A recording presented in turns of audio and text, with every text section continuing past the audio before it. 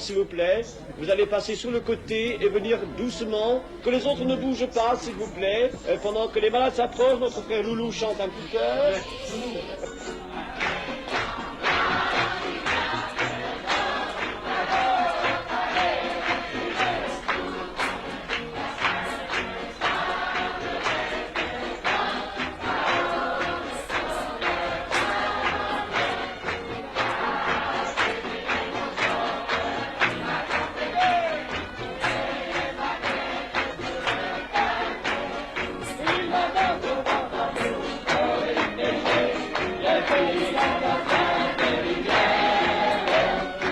Incantation, évocation d'un vieux rituel transmis du fond des âges, non.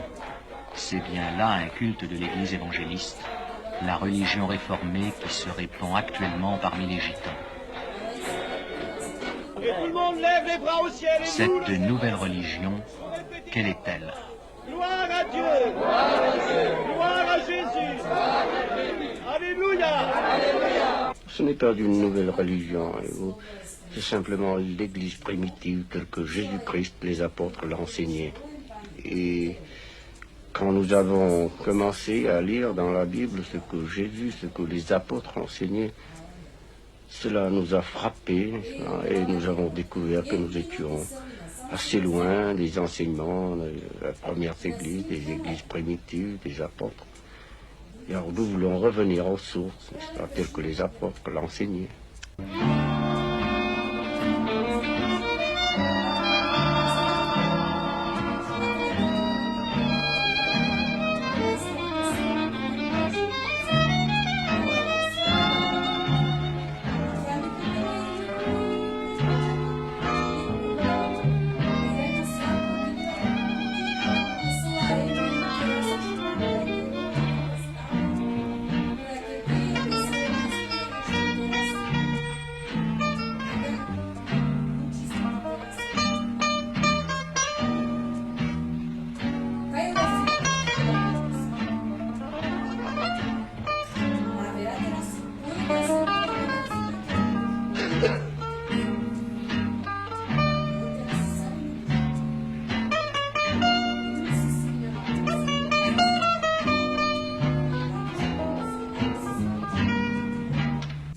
Le tzigane aime la musique. Il aime beaucoup le chant, la belle musique.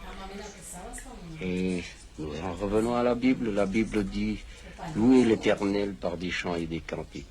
Et c'est ce que font les gitans maintenant. Ils expriment leur joie, l'amour de Dieu par des chants et des cantiques.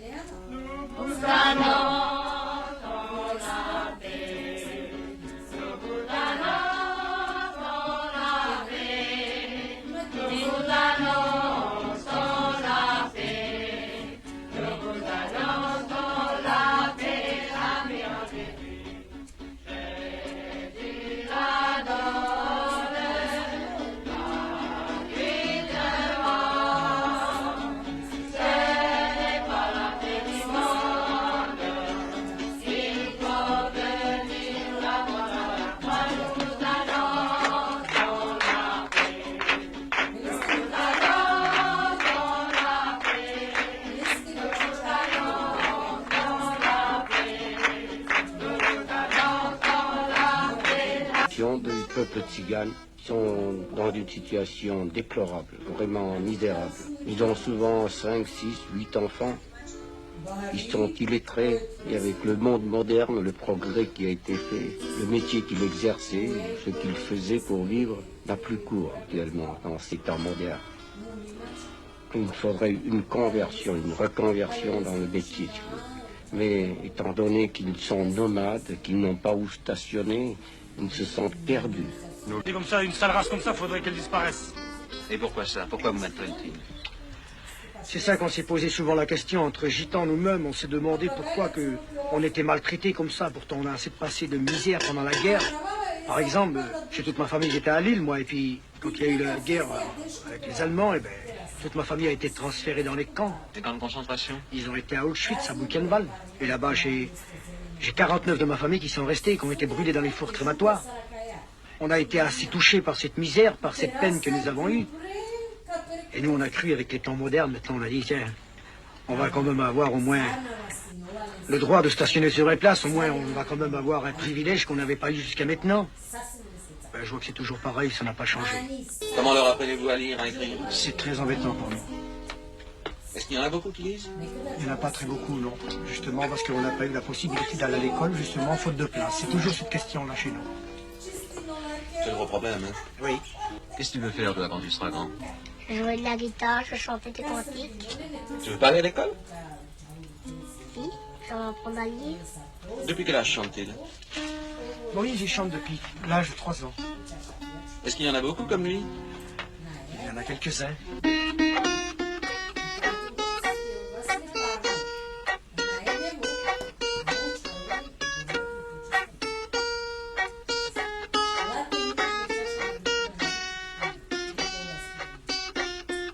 Pensez-vous que ce sens musical est une compensation pour l'absence d'instruction?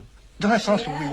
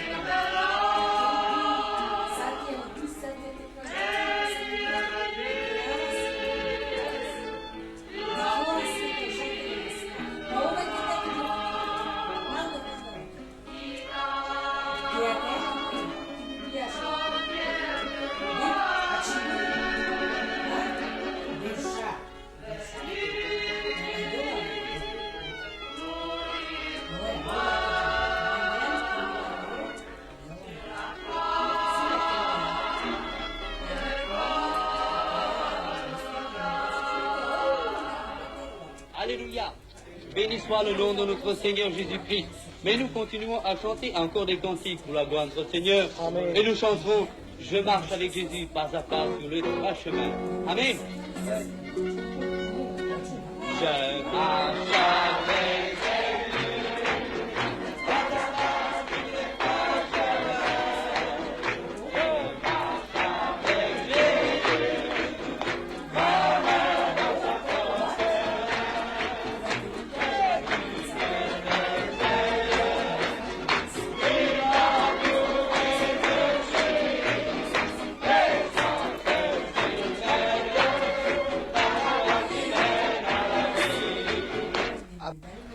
Notre bon et tendre Père Céleste, nous te bénissons pour le moment que tu nous donnes maintenant de pouvoir exprimer notre foi avec nos guitares, avec notre violon et avec notre voix. Seigneur, je te demande de bénir tous les spectateurs qui vont entendre, Seigneur, cette prière. Je te demande aussi de prier, je te prie, Seigneur, aussi pour Joseph, je te prie aussi pour Viviane, et pour, Seigneur, les frères Adèle. Je te prie pour Laro aussi, Seigneur. Bénis-les abondamment. Je te le demande de bénir aussi les techniciens, nos frères, Seigneur, qui se sont dérangés, car nous croyons que c'est pour ta gloire. Au nom de Jésus-Christ, notre Seigneur. Amen. Amen.